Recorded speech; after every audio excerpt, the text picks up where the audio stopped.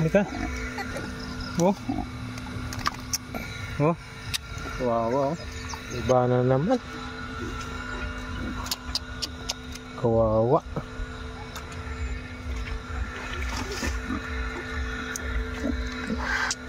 Kawawa. Basang-basa. Naku, may langgam pa. Kawawa. Basang-basa sila. Lipat na kayo, baby. Halika.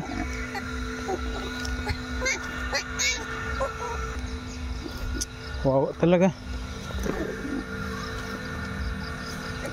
Oh. Wow, nasira yung bahay nila. Oh. Wow. Lakas pa naman ang ulan. Wow, sila oh. Nasira yung bubong na ginawa namin kahapon. Umulan pa naman kagabi.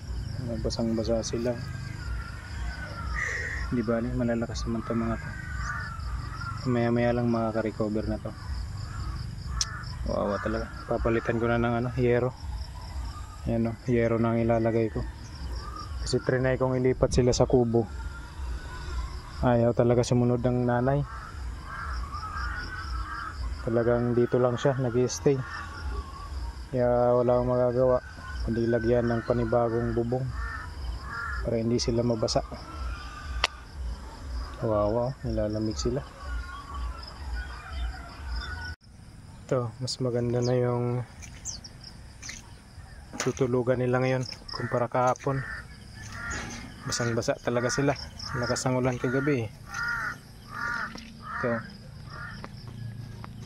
nakaka-recover na sila. Kahit pa paano, nagde-day na ulit. Nakaka-recover na sila. At saka gumaganda na rin yung panahon.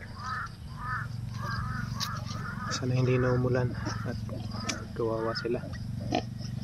Wala rin ako ibang makakuha nito. Ayaw din naman sumunod ang magulang.